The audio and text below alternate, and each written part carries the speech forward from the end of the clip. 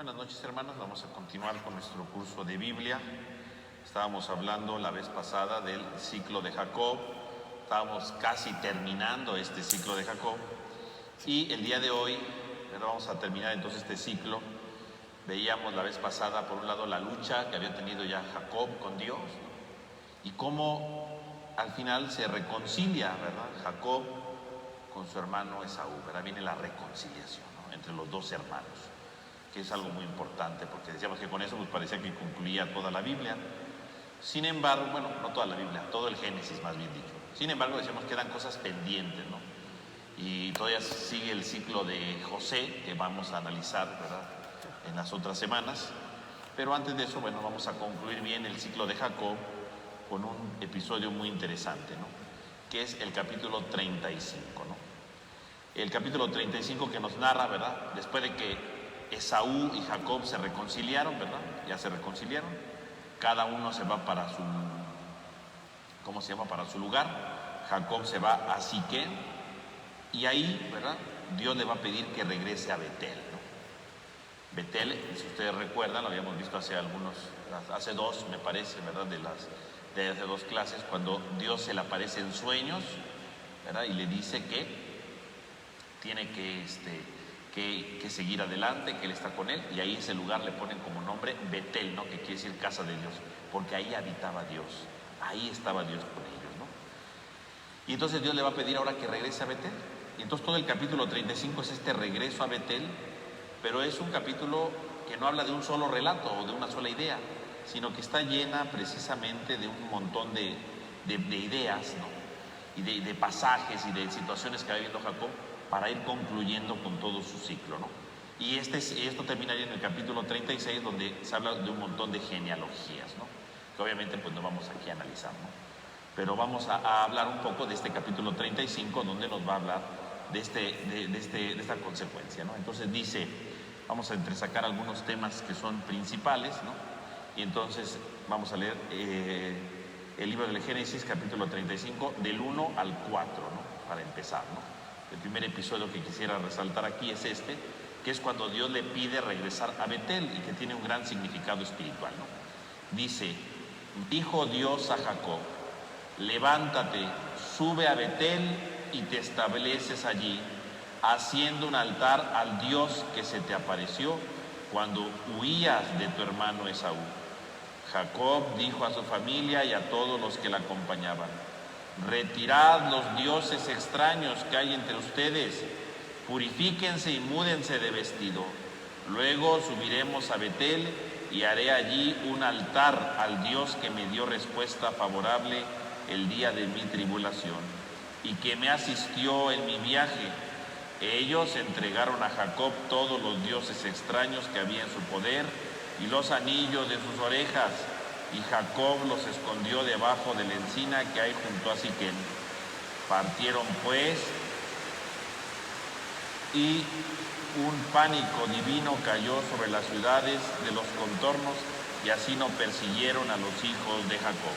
Muy bien, entonces ahí tenemos el regreso, ¿verdad? Van a regresar finalmente a la ciudad de Betel, que es donde empezó propiamente todo el proyecto que traía precisamente Dios con Jacob, ¿no? Regrésate a Betel.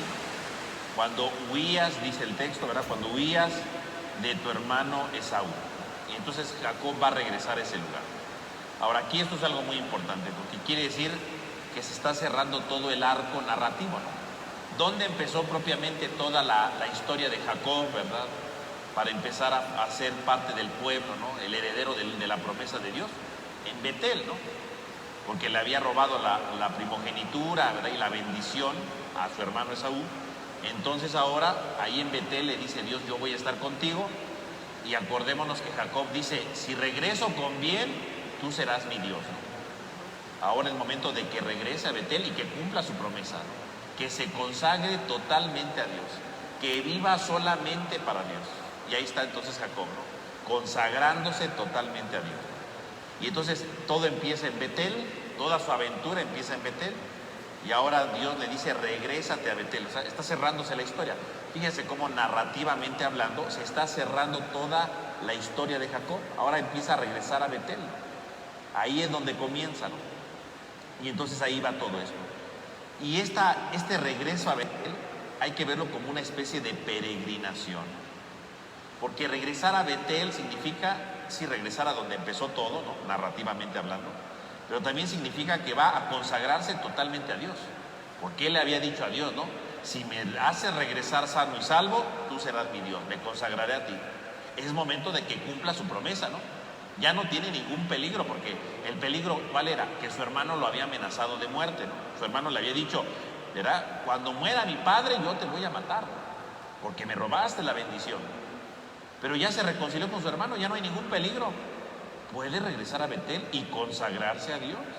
Por lo tanto, podríamos decir que el camino hacia Betel es una especie de peregrinación en donde él se va a consagrar a Dios, en donde él va a vivir unido para siempre con Dios.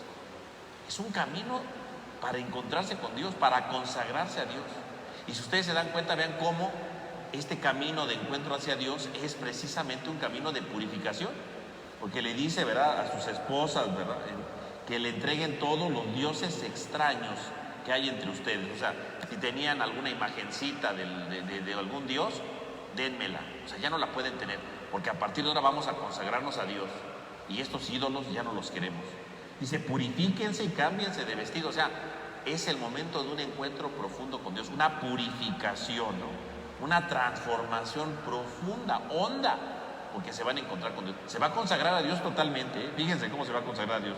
Entonces, quítense los ídolos. El único Dios es este, ¿no? Yahvé. Él es el único Dios, primero que nada. Segundo lugar, ¿no? Purifíquense, o sea, lávense, báñense, o sea, tienen que estar limpios, ¿no? Quítense toda la suciedad de esos falsos ídolos, queden limpios y cámbiense de vestido. El cambiar de vestido es un símbolo de cambio de identidad, ¿no? Un cambio de personalidad, porque ahora mi persona va a estar totalmente unida a Dios. Ahora mi persona va a estar totalmente referida a Dios. Me voy a identificar a partir de Dios. Él va a ser mi punto de referencia, Él va a ser mi punto de arranque, no necesito otro, ¿no? Solamente Dios le da sentido a mi vida, ¿no? Y ahí está, ¿no? Totalmente, ¿no? Yendo totalmente a Dios. Cámbiense de vestido, ¿no? Y vamos a ir a Betel, ¿no? Quiere decir que entonces esta peregrinación a Betel no nada más es ir a un lugar como tantos que ha visitado Jacob, es su encuentro profundo con Dios. Es una purificación, perdón, es una peregrinación que realmente le hace fortalecer su fe y encontrarse con Dios. Y le hace transformarse en su vida, ¿no? Encontrarse definitivamente con Dios. Ya no tiene que hacer otra cosa. Y ahí es donde va a estar totalmente la presencia de Dios, ¿no? Si lo piensan bien, pues esto tendría que ser una peregrinación en el fondo, ¿no? Hoy en día, ¿verdad?, escuchamos mucho de las peregrinaciones, ¿no? Que van a la basílica de peregrinación, que van a la de peregrinación al Señor de Chalma, que van a muchos lados de peregrinación. Pues esto tendría que ser una peregrinación, encontrarme con Dios. A veces las peregrinaciones las ven como turistas, ¿no? Ay, vamos a la basílica, ¿no? Como para turistear, pasar el rato. Pero una peregrinación no tendría que ser eso. Una peregrinación supone que yo peregrino a un lugar sagrado para encontrarme con Dios, para consagrarme a Dios, para vivir unido con Dios. Se supondría que ese tendría que ser el sentido de una peregrinación. Así como aquí, quítense de los ídolos, purifíquense y cámbiense de vestido, ¿no? O sea, ser alguien nuevo. Se supondría que alguien que va de peregrinación lo hace precisamente porque quiere consagrarse a Dios, porque quiere encontrarse con Él, porque quiere estar unido con Él. Ese tendría que ser, ¿no? Significaría que si yo digo, yo voy de peregrinación a la basílica, voy caminando para llegar a la basílica, pues se supondría que es porque voy a llegar a un lugar sagrado para encontrarme con Dios y para transformar mi vida. Se supondría, ¿no? Pero a veces esas peregrinaciones se convierten en otra cosa menos el encuentro con Dios, ¿no?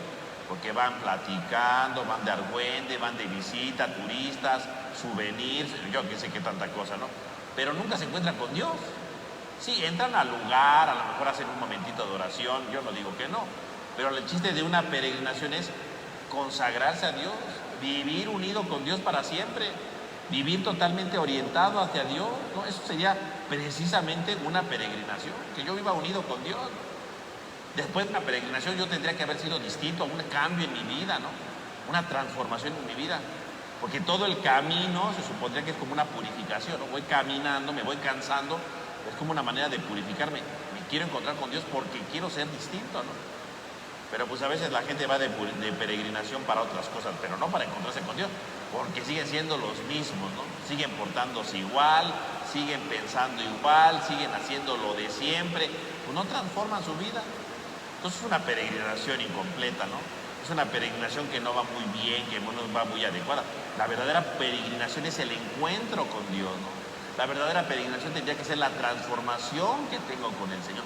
Esa tendría que ser la verdadera peregrinación. Que yo me consagre a Dios, que yo me cambie de vestido, pero no de vestido físico, sino de persona, ¿no? Que digan, mira, fue de peregrinación a la basílica y ya es otra persona, ¿no? Ya está cambiada, sirvió la peregrinación. Fue a la basílica y sigue siendo el mismo pelafustán de siempre, pero pues no sirvió de nada la peregrinación, ¿no?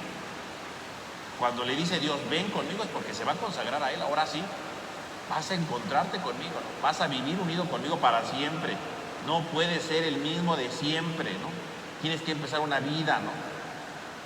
Y esta es la transformación de la vida, ¿no? Que nosotros vayamos renovando nuestra vida, vayamos renovando nuestro corazón, nos vayamos liberando de los falsos ídolos y nos vayamos encontrando con Dios. Esa es la peregrinación. Ese es el verdadero sentido de una peregrinación. Y por supuesto va a cumplir lo que había dicho en el capítulo 28, ¿no? Tú serás mi Dios.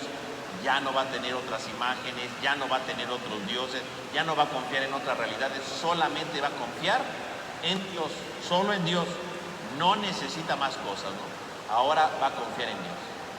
Y dice el texto, ¿verdad? En el versículo 5, que todos los pueblos, ¿verdad? Cuando sintieron esto, no les hicieron nada, ¿no? O sea, que él va camino a Betel y nadie les hace nada. ¿Por qué? Porque sintieron el temor, ¿no?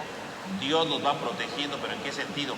El que se consagra a Dios ya no siente la amenaza de nadie, ¿no? Ya no siente la amenaza de otros pueblos, ya no siente la amenaza de nada, porque Dios es su protección, porque Dios es su fortaleza, porque Dios es el que lo va guiando, les va transformando, les va animando. Solo Dios es el que lo transforma, solo Dios es el que lo anima, ¿no? Solo Dios, porque va peregrinando para encontrarse con Dios.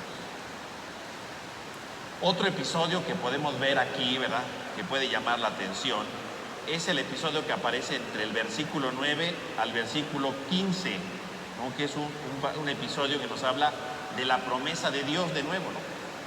Como Jacob va precisamente a consagrarse a Dios, va a encontrarse con Él, Dios le repite su promesa, ¿no? Y entonces dice, ¿no? Vamos a leerlo de nuevo, versículo 9 al 15, ¿no? Dice así: y Dios se apareció a Jacob una vez más, y a su llegada de Padán Aram, y lo bendijo, y le dijo Dios: tu nombre es Jacob, pero ya no te llamarás Jacob, sino que tu nombre será Israel. Y le llamó Israel. Y le dijo Dios: yo soy el Shaddai, sé fecundo y multiplícate. Un pueblo, una multitud de pueblos tomará origen de ti. La tierra que le di a Abraham y a Isaac te la doy a ti y a tu descendencia. Y Dios subió a su lado.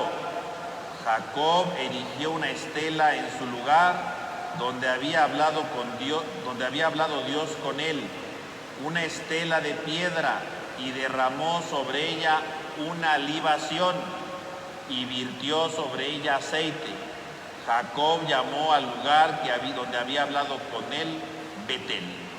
Entonces ahí tenemos la promesa de Dios que le hace precisamente de nuevo a Jacob, ¿no? La promesa.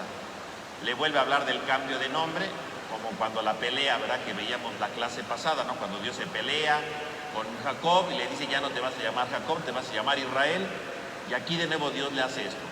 Estamos aquí con un pasaje que es duplicado, ¿no? Y vuelve a meter el tema del nombre, ¿no? Para hablar precisamente de su cambio de identidad y de la misión que tiene. Porque si te acabas de consagrar a Dios, tienes un nuevo nombre, ¿no? Si te acabas de consagrar a Dios, tienes una nueva identidad, una nueva misión en esta vida, ¿no? Y además le añade otra cosa, ¿verdad? Porque no solamente le dice: te llamarás Jacob, ¿verdad? Perdón, te llamarás Israel, sino que le dice: sé fecundo y multiplícate. Por lo tanto, Dios le dice, ¿verdad?, que se multiplique, que sea fecundo, ¿no? Como se lo había dicho a Abraham, como se lo ha dicho a Isaac, O sea, Jacob ahora se llama Israel y será padre de un pueblo numeroso, como se lo había prometido Dios a Abraham ya, ¿no?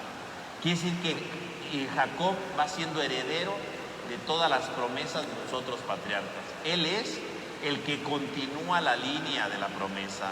Él es el que continúa la línea de los patriarcas. Ya no hay que esperar otra cosa, ya no hay que esperar otra realidad. Dios va a cumplir sus promesas en Jacob. Jacob es el heredero, ¿no? Sé fecundo, es decir, tú eres el verdadero heredero. Aunque no seas el primogénito, tú eres el verdadero heredero. Tú eres el verdadero heredero, ¿no? Y entonces, ¿verdad? Dice Dios, ¿verdad? Yo estaré contigo, ¿verdad? Y entonces sucede un rito final, ¿no? Dice, Jacob erigió una estela en el lugar donde había hablado Dios con él, una estela de piedra, y derramó sobre ella una libación y virtió sobre ella aceite, ¿no? Virtió aceite sobre ella, ¿no? Entonces, en el capítulo 28, cuando lo analizamos, ¿verdad? Hace 2 clases, veíamos que ahí cuando Jacob se da cuenta que ahí estaba Dios con él, que no lo había abandonado, que no lo había dejado, ¿verdad? Habíamos dicho, bueno, en ese momento Jacob consagra una piedra, ¿no? Y entonces pone una estela, ¿no? Y entonces, ¿verdad? Pone ahí una piedra, una estela, bueno, es una piedra así, ¿no? Más o menos, ¿no? Pone la piedra en aquel tiempo, ¿no? Y luego dice que le derrama aceite, ¿no? La ungió, ¿no? Le echa el aceite, ¿no? ¿Qué significa? Que la está consagrando, ¿no? Eso quiere decir ungir. La palabra, el verbo ungir quiere decir echar aceite, ¿no? Pero aquí Jacob no solamente pone la piedra y le echa el aceite, sino dice que le echó una libación. Una libación. ¿Qué cosa es una libación? Porque además de echarle el aceite, le pone una libación. ¿Qué cosa es una libación?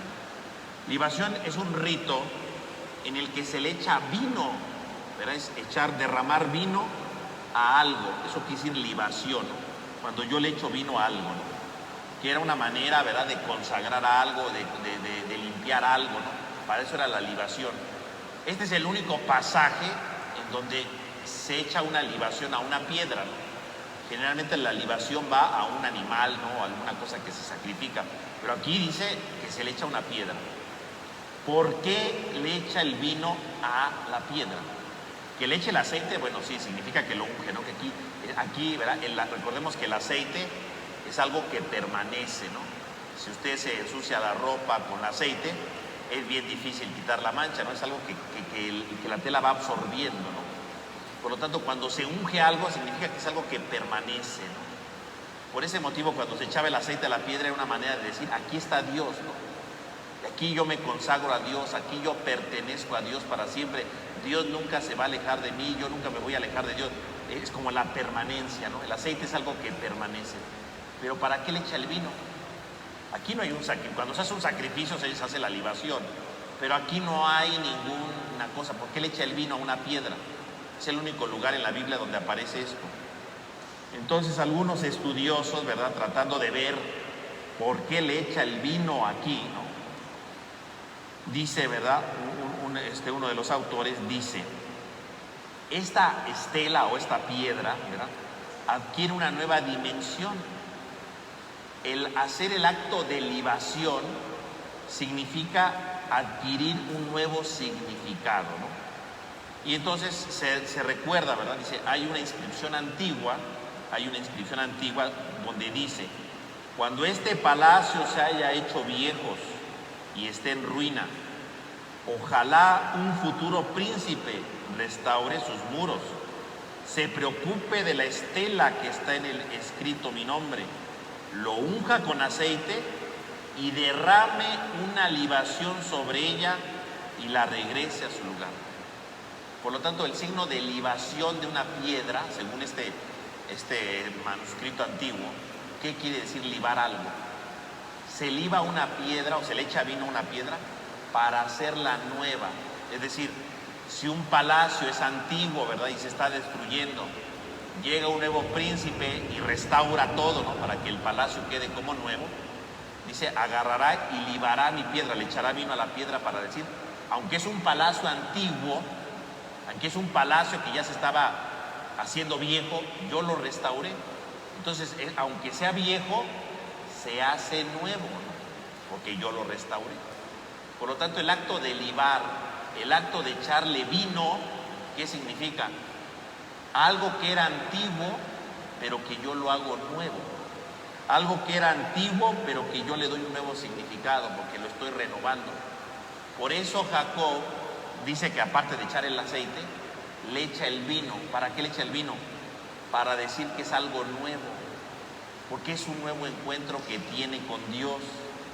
Porque la primera vez que se le apareció Dios, en el capítulo 28, él ya había agarrado la piedra y le había echado el aceite.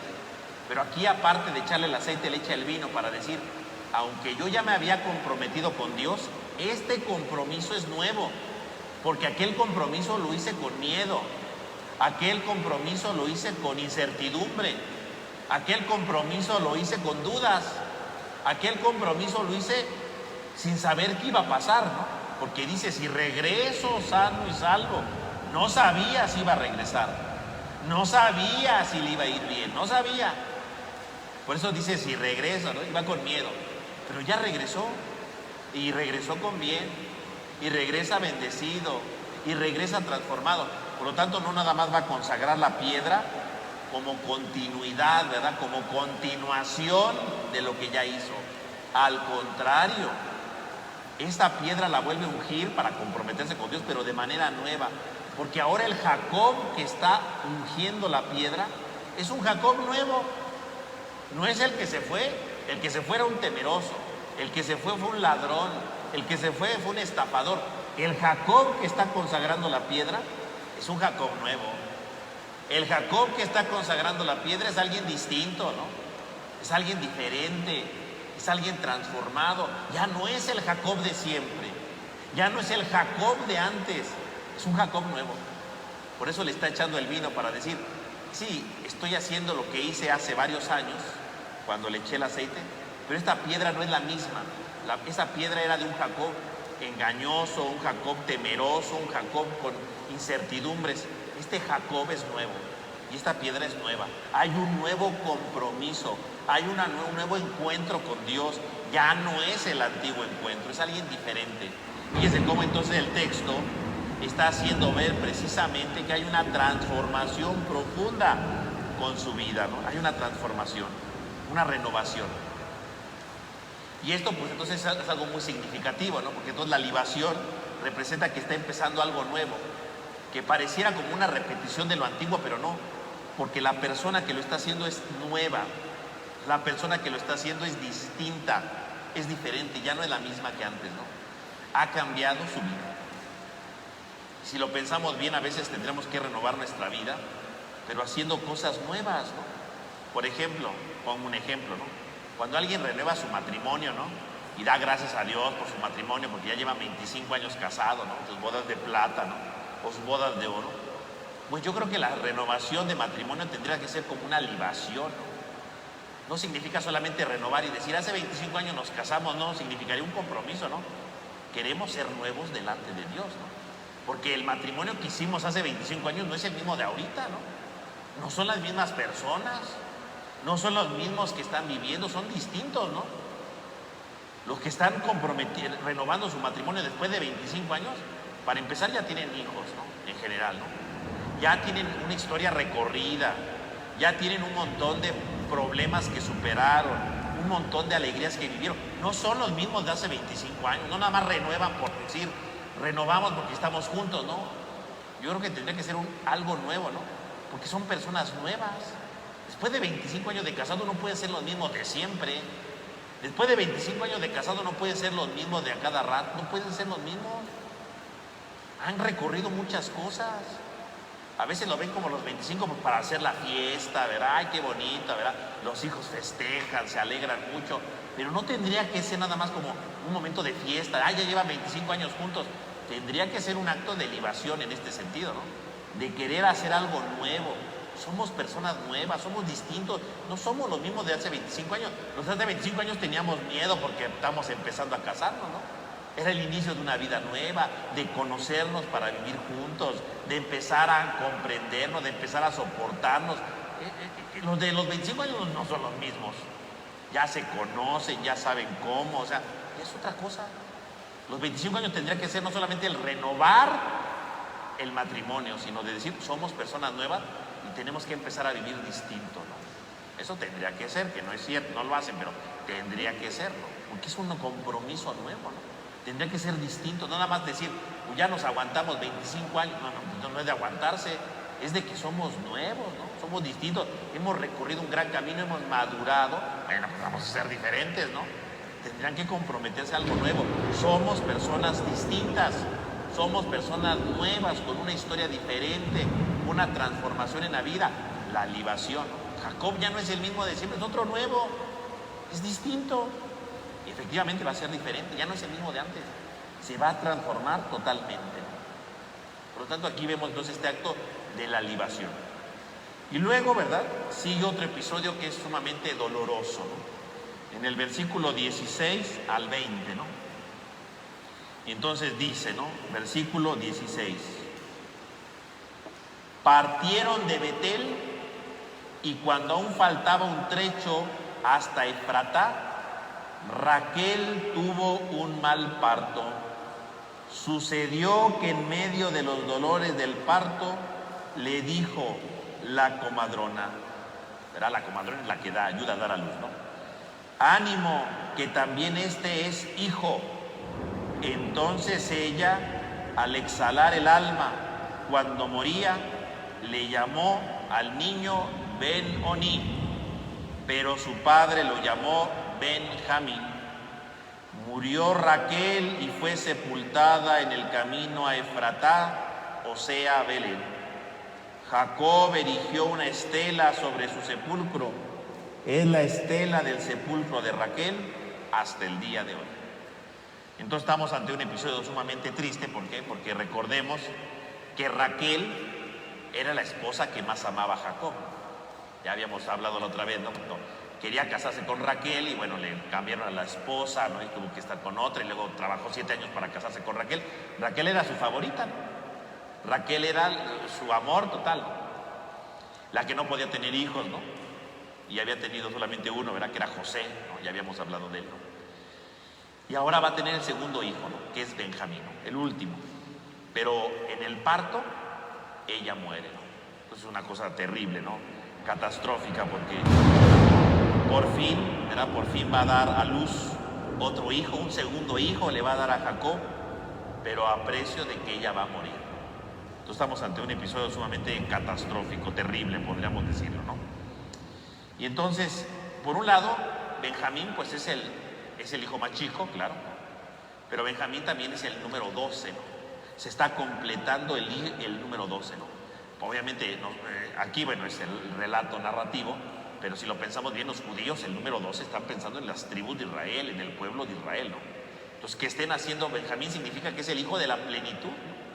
Están las 12 tribus, las 12 representantes de las tribus, ya no hay nada más, ¿no? O sea, Jacob ahora tiene 12 hijos, que en el futuro serán las 12 tribus, ¿no? Quiere decir que se está completando todo, ¿no? La bendición le está llegando a Jacob totalmente, ¿no? Es lo que está diciendo el texto, ¿no? La bendición está llegando plenamente para Jacob, ¿no?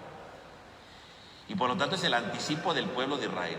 Pero, decíamos, viene la desgracia, ¿no? Se muere Raquel. Y entonces cuando ella se está muriendo, dice, con el último aliento de vida que tiene, le pone el nombre al niño, ¿no? ¿Y cómo le pone? Dice Ben-Oni, así le llaman, ¿no? Ben-Oni. ¿Qué quiere decir Ben-Oni? Ben-Oni quiere decir el hijo de mi dolor, ¿no? El hijo de mi sufrimiento, ¿no?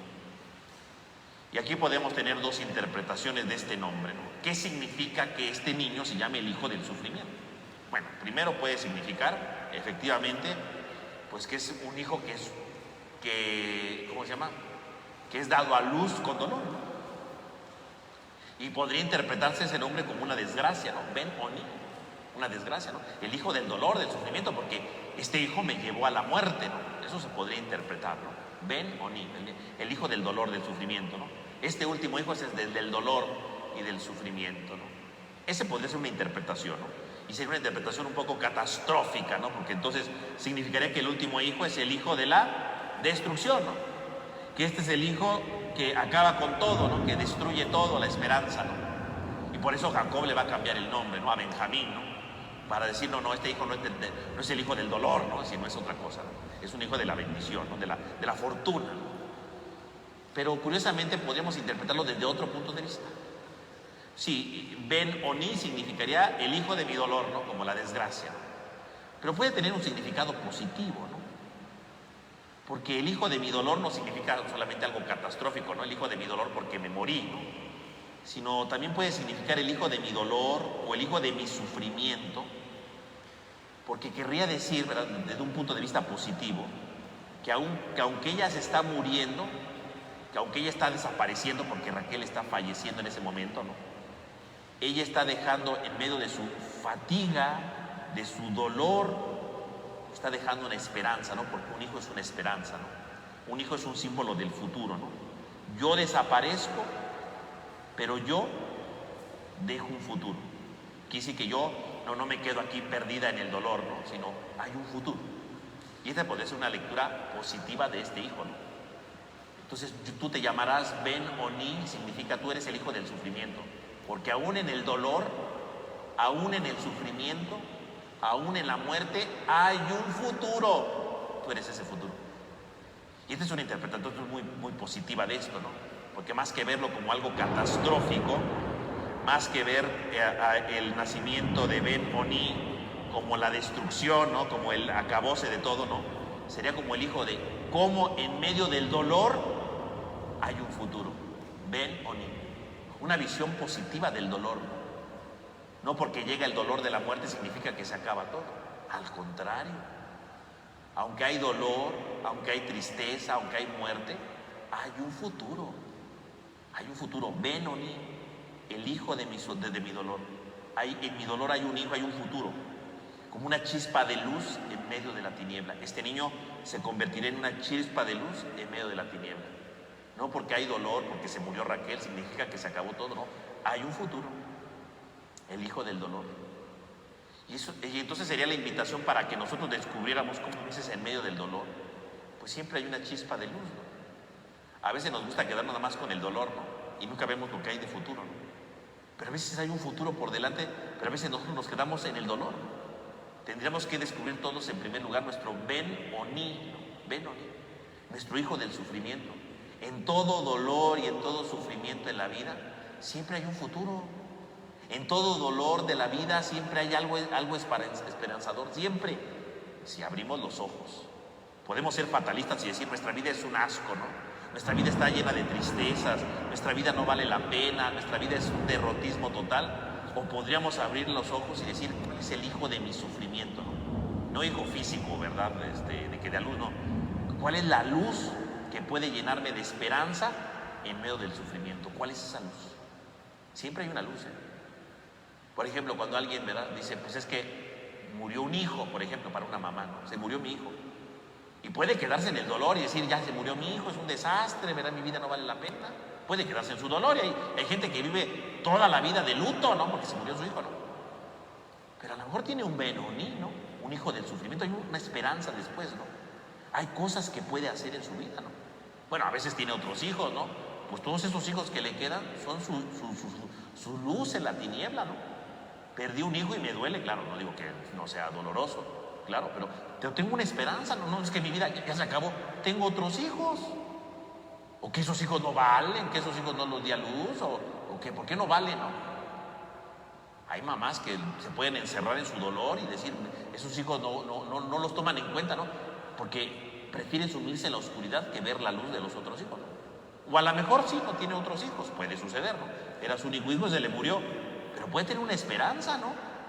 Puede tener una esperanza y decir, no, pero aunque se murió mi hijo, pero tengo otras luces, hay otras luces.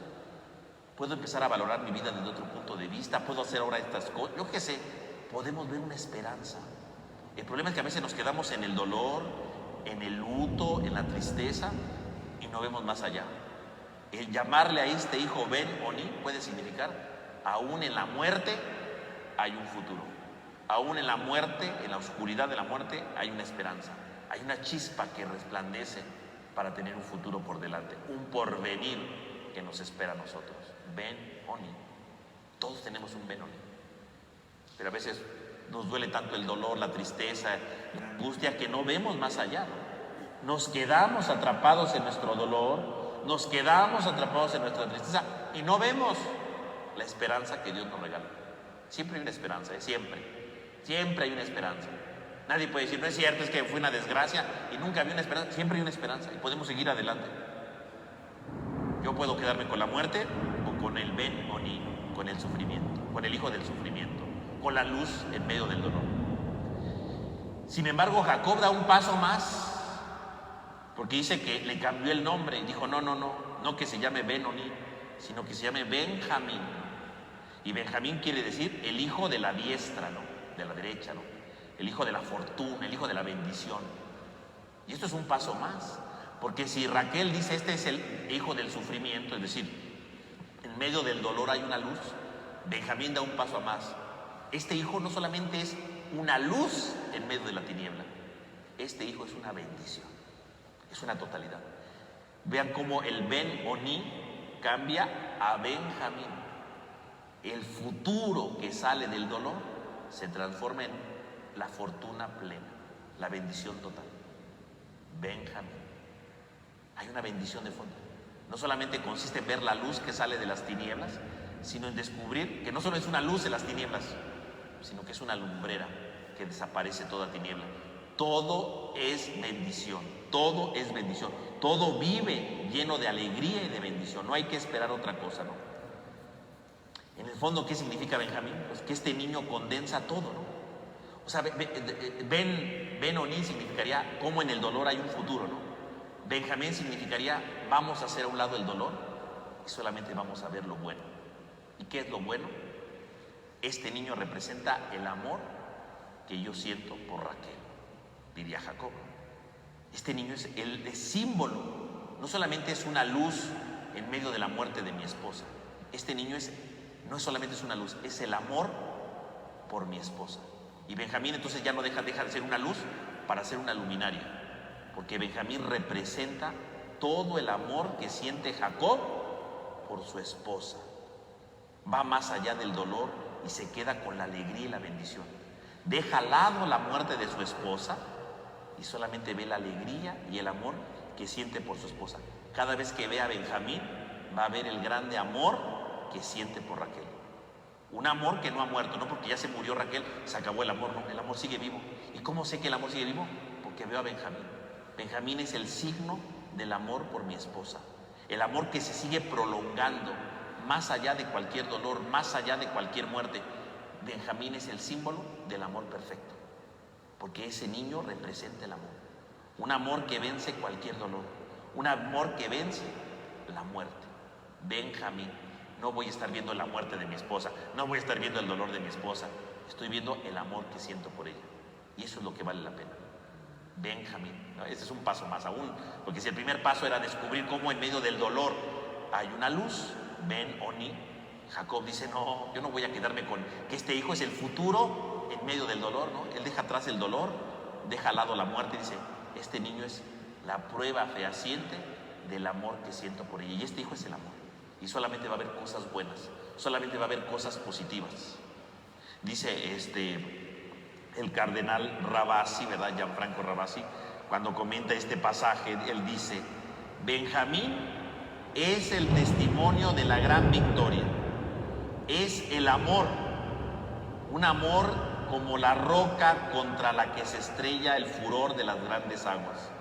Las pruebas de la historia, las angustiosas cotidianas, las catástrofes excepcionales, la muerte misma, no logran apartar a Jacob de Raquel, como atestigua esta criatura llamado Benjamín.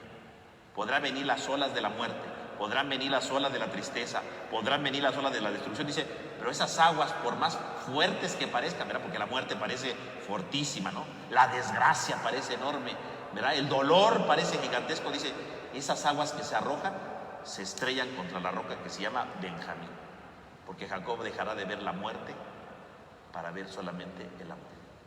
Jacob no va a ver la muerte, va a ver el amor que siente y sentirá siempre por su esposa Raquel cuando vea a Benjamín. No es que va a ver a Benjamín y va a decir, pero ¿para qué dio a luz a este chamaco, verdad? Mejor se hubiera quedado viva ella. No lo ve como una maldición. No lo ve ni siquiera como una esperanza. Bueno, se murió mi esposa, pero pues me dejó algo. No. Cuando ve a Benjamín dice, yo amo a mi esposa. Yo la amo. Y Benjamín es el símbolo de mi más grande amor. Y ni el dolor, ni la tristeza, ni la muerte me harán daño, porque Benjamín es el signo más grande del amor que tengo por ella. No hay más. ¿Podrá venir la muerte? No le hago caso. Primero está el amor que siento por ella. Y quiere decir que entonces todos iremos invitados a ver cuál es nuestro Benjamín en la vida, ¿no? ¿Cuántas veces nosotros nos gusta ver la desgracia, el dolor, la tristeza, y no vemos el amor, y no vemos la vida, y no vemos la esperanza, y no vemos tantas cosas porque nos quedamos con cosas superficiales? Nos encanta regodearnos en el dolor, nos encanta regodearnos en la tristeza, pero nunca vemos a Benjamín. Hay muy pocos que llegan a Benjamín, ¿no? Porque les gusta mejor ver su desgracia. Ay, se murió tal persona. Ay, me salió mal esto. Ay, fracasé aquí. Ay, no me salió aquello. Y nada más nos gusta ver puras desgracias, pero no vemos las cosas buenas de la vida. No vemos lo que hay detrás de todo. El empeño que le puse, la dedicación que hizo, el amor que siento por tal persona. Nada más vemos cosas negativas, pero no vemos el amor. Benjamín es la invitación para que veamos siempre el amor y las cosas positivas de la vida, no lo negativo. Llamarlo Benjamín significa yo estoy invitado a ver las cosas buenas de la vida y dejar al lado las cosas negativas. Eso es Benjamín. La pregunta sería, ¿y yo seré capaz de ver a Benjamín en mi vida? ¿Seré capaz de descubrir el Benjamín? O sea, puras cosas positivas en medio de mi dolor, en medio de mi desgracia, en medio de mi tragedia. ¿Podré descubrir el Benjamín que está ahí? ¿O preferiré siempre vivir triste? ¿Preferiré siempre ver todo con amargura? ¿Preferiré ver todo con el luto, ¿no? Con la desgracia? ¿O veré al Benjamín? La verdadera vida de la fe va siempre para encontrar a Benjamín, a la bendición, a la transformación de nuestra vida. Y al final dice el texto, ¿verdad?, que construyó una estela, igual, ¿no?, otra piedra, ¿no?, en honor a Raquel. Claro, es su esposa favorita, la esposa que más ha amado, y pone un monumento en su honor. Y finalmente, ¿verdad?, para no hacer cardíaco el asunto, ¿verdad?, vamos a ver en la última parte del capítulo, ¿no?, los últimos versículos, del versículo 27 al 29, con el que podríamos decir que casi se está cerrando el ciclo de Jacob, ¿no?, donde dice: Jacob llegó a donde estaba su padre Isaac, en Mambré o Kirat Arba, o sea, Hebrón, donde residieron Abraham e Isaac. Isaac alcanzó la edad de 180 años. Entonces Isaac expiró y murió, y fue a reunirse con su pueblo, anciano y lleno de días. Lo sepultaron sus hijos Esaú y Jacob. Entonces ahora llegamos al término de todo, porque si lo pensamos bien, Esaú, ¿verdad?, Jacob salió huyendo porque le robó la bendición, se peleó con Esaú, ya se reconciliaron los hermanos, pero si lo pensamos bien, faltaba la última parte, ¿no?, reconciliarse con su papá, ¿no?, porque lo engañó, ¿no?, finalmente lo engañó, ¿no?, se puso las pieles, ¿verdad?, le robó la bendición, y quedaba pendiente eso, ¿no? Y aquí nos narra cómo regresa con su padre, ¿no?, de manera muy breve, ¿no? No es que haga mucho el discurso ni nada, pero de manera muy breve y hermoso, ¿no? Se encuentra Jacob con su padre Isaac. Se encuentra. El último, digamos que el último, ¿qué sería? Como el último cabo por atar, ¿no? Finalmente llega y se encuentra con su padre, ¿no?, ya anciano, ¿no? Y entonces regresa a la casa paterna, de donde huyó. Fíjense cómo todo va de regreso, ¿no? Todo empezó en la casa paterna, huyó, llegó a Betel, le prometió a Dios, se fue, hizo su aventura, ¿verdad?, todo lo que le pasó. Regresó a Betel, se consagró a Dios. Y último paso, ¿cuál era? Regresar a la casa de su padre. Y claro, tenía que regresar a la casa del padre, porque si Jacob es el heredero de las promesas, ¿en dónde tiene que estar Jacob? En la casa de su padre, Isaac, que a su vez fue la casa de ¿quién? De Abraham, donde todo comenzó. Tiene que regresar para cumplir las promesas. Vean cómo todo se vuelve a cumplir. Se cierra el ciclo de Jacob, ya regresó a la casa del padre, las promesas se van a cumplir en él como Dios le había dicho, y vive en la casa de su padre. Y ahí está con Isaac. Y nos narra obviamente la muerte de Isaac. Y curiosamente dice, ¿no? Isaac expiró, murió, fue a reunirse con su pueblo, dice, anciano y lleno de días. Anciano, por lo tanto, anciano, ¿verdad? Es un signo de que ha vivido toda la vida, ¿no?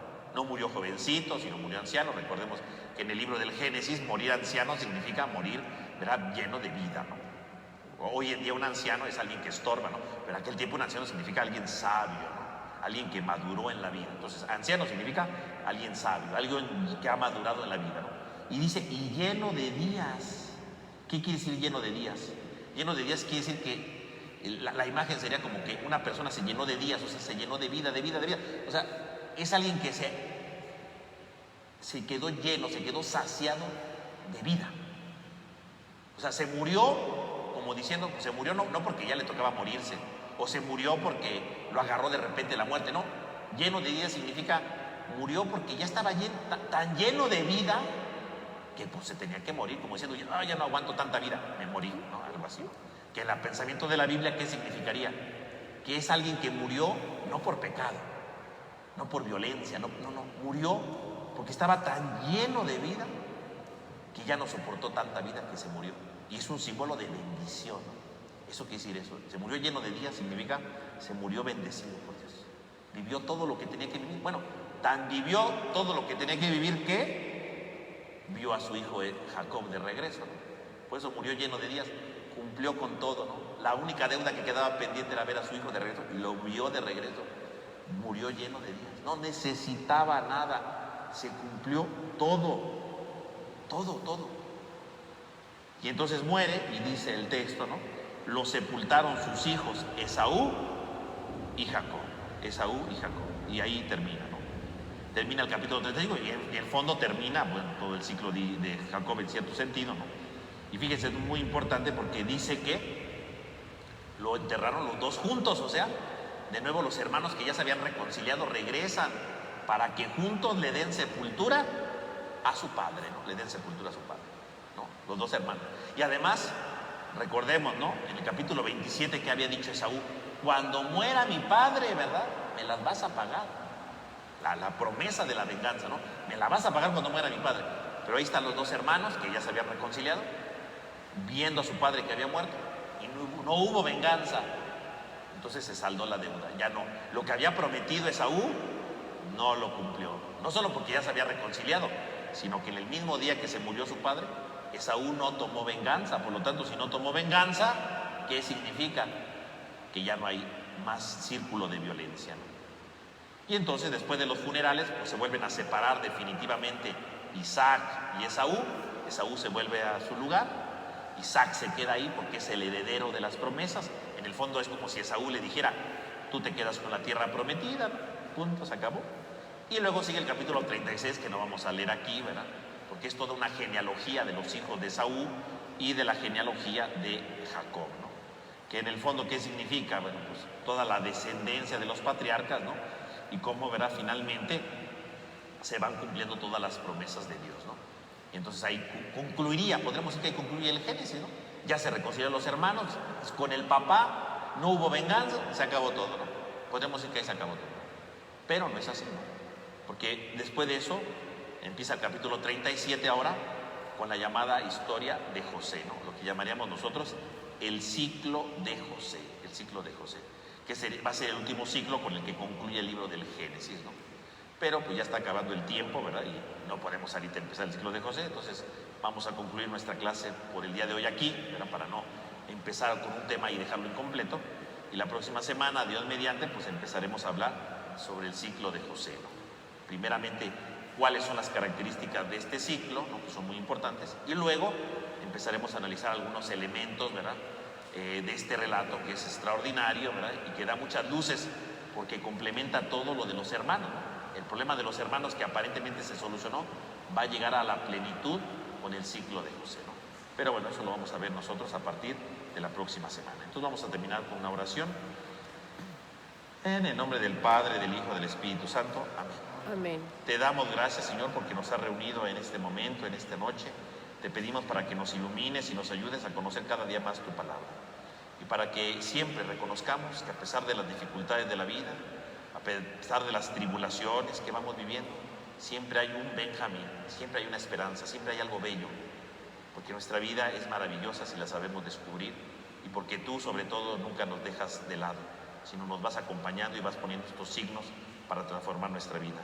Ayúdanos a vencer todo este tipo de fatalismos y a dejarnos iluminar por tu bendición y por tu vida. Te lo pedimos a ti que vives y reinas por los siglos de los siglos. Amén. En el nombre del Padre, del Hijo y del Espíritu Santo.